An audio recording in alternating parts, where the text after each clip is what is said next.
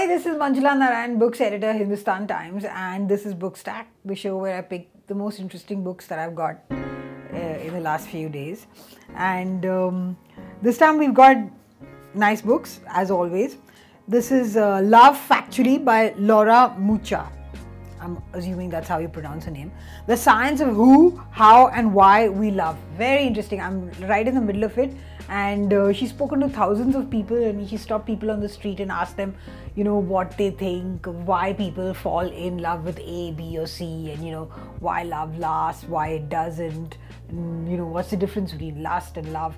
And of course, everybody has an opinion on this because, well, we're humans and we have relationships and we fall in love. So it's really interesting to read, and I read the back a bit.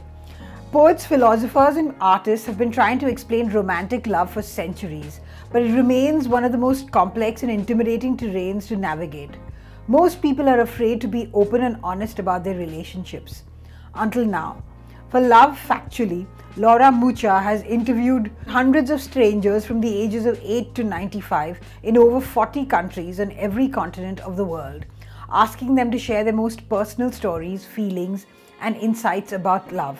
These intimate and illuminating conversations raised important questions such as, how does your upbringing influence your relationships? It does influence your relationships a lot, your interaction with your parents, the absence or the death of a parent.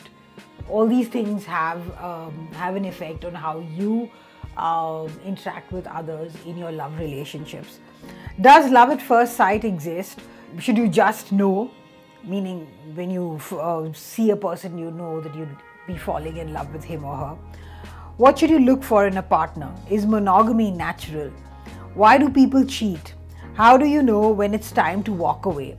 So all these things, drawing on psychology, philosophy, anthropology and statistics, Love Factually combines evidence, theory and everyday experience, and is the perfect read for anyone who's curious about how we think, feel and behave when it comes to love. Very interesting. Love Factually, the science of who, how and why we love. So I'm like right in the middle of it, looking for love. At this chapter called Looking for Love, which is chapter 5. Very interesting.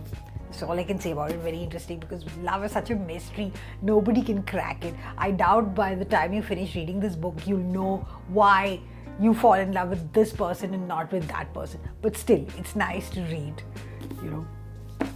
One of those subjects which have really no answers, but is still one of the major preoccupations of the human species. Perhaps of animals too. Who knows? Anyway. Next, we have The Lives of Frida, The Political, Spiritual and Personal Journeys of Frida Bedi by Andrew Whitehead. Now, I flipped through the book and I went through all the pictures and I was reading in between, and then it struck me after a good one hour of looking at this book that Frida Bedi is actually the mother of Kabir Bedi. Yes. And I only realized that when I saw this picture somewhere in the middle where, some family picture which included Kabir Bedi. Here, a young Kabir Bedi. But that's not why Frida is great. She's a very interesting woman. Throughout her life, Frida Bedi crossed borders defying easy labels. An Englishwoman who became Indian. A person born, raised and educated at the heart of empire who went to jail because she believed in a free India. A Christian girl who became a bhikshuni, a Buddhist nun. This book tells her remarkable story, and quite remarkable. She went to prison for Indian independence as well.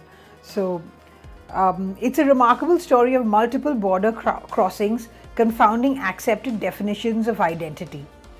She was born in provincial England. She became a champion of Indian nationalism, even serving time in jail in Lahore as a satyagrahi. And in Kashmir in the 1940s, while her husband BPL Bedi drafted the new Kashmir Manifesto, one had no idea that, people were so interlinked. So, drafted the new Kashmir Manifesto, she kept in contact with underground left-wing nationalists and joined a women's militia set up to defend Srinagar from invading Pakistani tribesmen. In the 1950s, she encountered Buddhism during a visit to Burma and embarked on a new, profoundly spiritual journey. And in 1959, she persuaded Nehru to give her a role coordinating efforts to help Tibetan refugees and immersed herself in the project, setting up a school for young lamas and a nunnery. And so it goes on, like very, it's really a remarkable person. And maybe earlier generations, maybe she was a celebrity in the 50s and 60s, and so the earlier generations knew of her. But it's really good that we've got a book on this personality, so we, other people who weren't alive, who weren't around when she was alive and were, didn't read about her, now know about her. Very good. And I tweeted that I hope somebody makes a movie of her life, because it sounds so very cinematic. I'm sure it'll be great, a great biopic. Okay, and then this is another book I'm excited about, the Galant's Book of South Asian Science Fiction. And it's been edited by Tarun K. Saint and forward by Manjula Padmanabhan. And it's got a lovely, Manjula Padmanabhan, not Manjula Narayan, though people keep calling me Manjula Padmanabhan. I'm flattered, but still. Has done this lovely illustration for the front as well, for the, inside the jacket. So, yep. So let's see what the book is about. Singular visions of the future that will thrill, amuse, startle and intrigue. On an ordinary morning, the citizens of Karachi wake up to discover the sea missing from their shores. The last Parsi left on earth must look for other worlds to escape to when debt collectors come knocking. A family visiting a partition-themed park gets more entertainment than they bargained for. Gandhi appears in the present day under rather unusual circumstances. Aliens with an agenda arrive at a railway station in Uttar Pradesh. Wonder what the agenda is. Two young scientists seek to communicate with forests even as the web of life threatens to collapse. A young girl's personal tragedy finds a surprising resolution as she readies herself for an expedition of a lifetime. These and other tales of a masterful imagination illuminate this essential volume of new science fiction that brings together some of the most creative minds in contemporary literature. There are about 28 pieces here, and science fiction is always, gripping. And this is set in South Asia, so, well, it's change. There you have it, the Galant's Book of South Asian Science Fiction. Nice. Great, so that's what we have. So a quick recap. Love Factually, The Science of Who, How and Why We Love by Laura Mucha. Mucha for muchness.